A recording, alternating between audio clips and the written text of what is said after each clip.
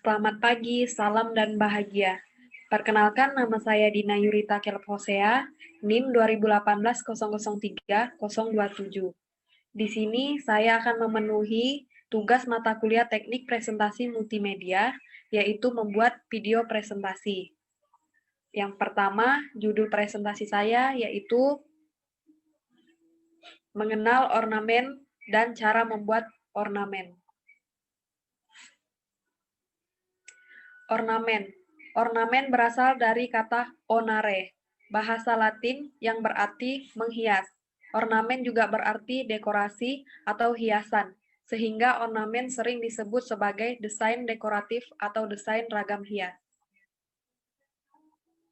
Motif dan pola pada ornamen. Motif pada ornamen yaitu ada 6. Yang pertama, motif geometri, motif tumbuh-tumbuhan, motif binatang, motif manusia, motif benda mati, dan motif khayalan.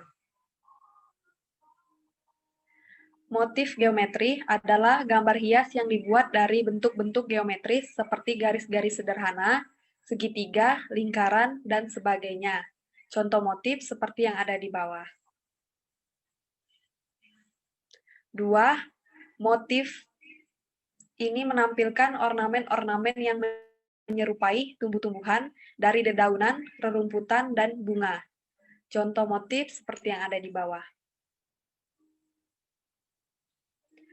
Motif fauna adalah gambar hias yang distilasikan dari berbagai binatang seperti cicak, ikan, ayam, harimau, hingga ke gajah. Contoh motif seperti yang ada di bawah. 4. Motif figuratif. Motif figuratif adalah hiasan yang dibuat menyerupai sosok manusia dengan penggayaan tertentu, seperti disederhanakan atau sedikit diabstrakkan. Ragam hias ini lebih banyak ditemukan pada bahan kain atau tekstil dan ukiran kayu. Contoh motif seperti yang ada di bawah. Motif benda mati. Motif benda mati merupakan salah satu motif yang menggunakan benda-benda mati di alam sekitar dengan sebagai motifnya. Contoh motif benda mati antara lain api, awan, matahari, dan air. Contohnya seperti yang ada di bawah. Motif kreasi atau khayalan yaitu bentuk-bentuk ciptaan yang tidak terdapat pada alam yang nyata seperti motif makhluk ajaib, raksasa, dewa, dan lain-lain. Contohnya yang ada di bawah. Perwujudan pengembangan ornamen. 1. Simetris, 2. Asimetris, 3. Pengulangan, 4. Bebas. Yang pertama, simetris yaitu pola yang dibuat antara bagian kanan dan kiri atau atas dan bawah adalah sama. Contohnya seperti yang ada di bawah. 2. Asimetris yaitu pola yang dibuat antara bagian-bagiannya kanan, kiri, atas, bawah tidak sama. Contohnya seperti yang ada di bawah.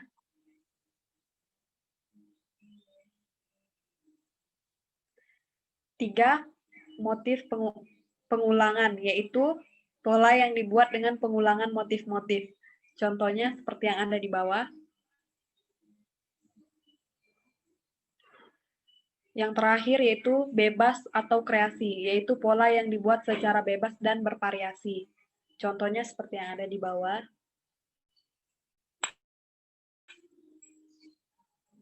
Corak seni ornamen. Yang pertama, ornamen primitif, karya ornamen yang diciptakan pada zaman purba atau primitif.